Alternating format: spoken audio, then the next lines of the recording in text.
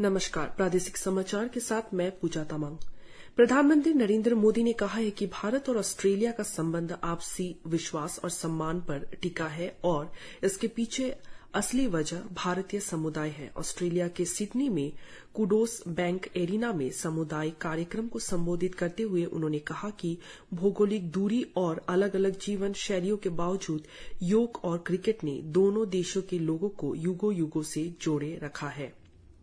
केंद्रीय इलेक्ट्रॉनिक्स और सूचना प्रौद्योगिकी राज्य मंत्री राजीव चंद्रशेखर आज मुंबई में डिजिटल इंडिया डायलॉग के सत्र में भाग लेंगे। इस दौरान डिजिटल इंडिया कानून के सिद्धांतों पर चर्चा होगी।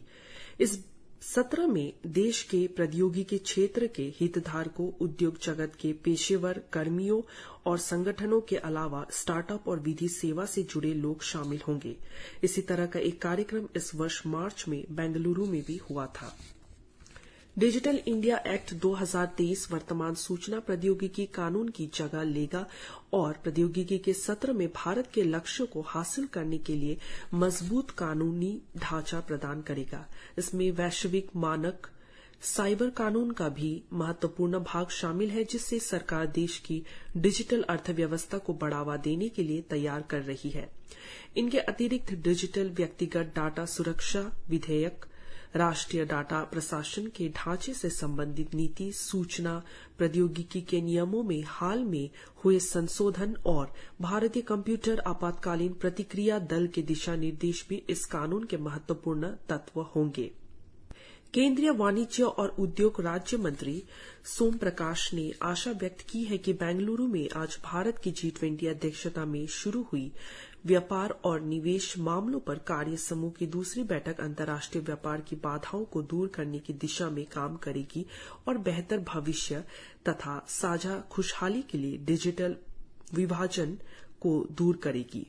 3 दिन के G20 कार्य समूह की बैठक के दौरान प्रौद्योगिकी और व्यापार पर केंद्रीय संगोष्ठी को संबोधित करते हुए उन्होंने कहा कि वैश्विक व्यापार की चुनौतियों और बाधाओं को दूर करने के लिए उद्योग जगत के प्रतिनिधि, एकेडमिक क्षेत्र, शोध और अनुसंधान संगठन तथा सरकारी अधिकारी मिलकर काम करेंगे। जम्मू कश्मीर में आज G20 की तीसरी पर्यटन कार्य समूह की बैठक का औपचारिक उद्घाटन हुआ।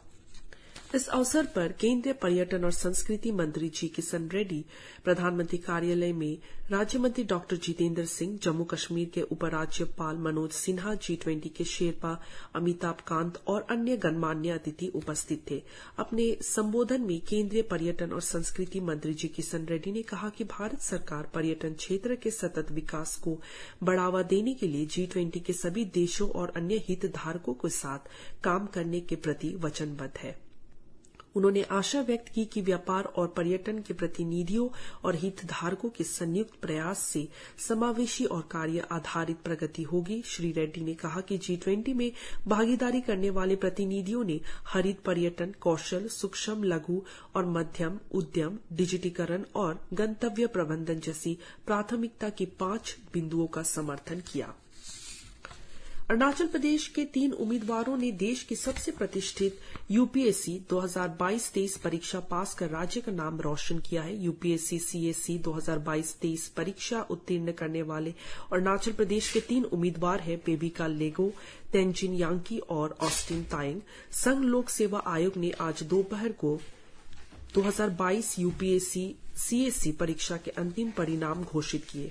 यूपीएससी सीएससी को देश की सबसे कठिन परीक्षाओं में से एक माना जाता है और इस परीक्षा में उम्मीदवारों की सफलता उनकी कड़ी मेहनत, समर्पण और दृढ़ता का प्रमाण है।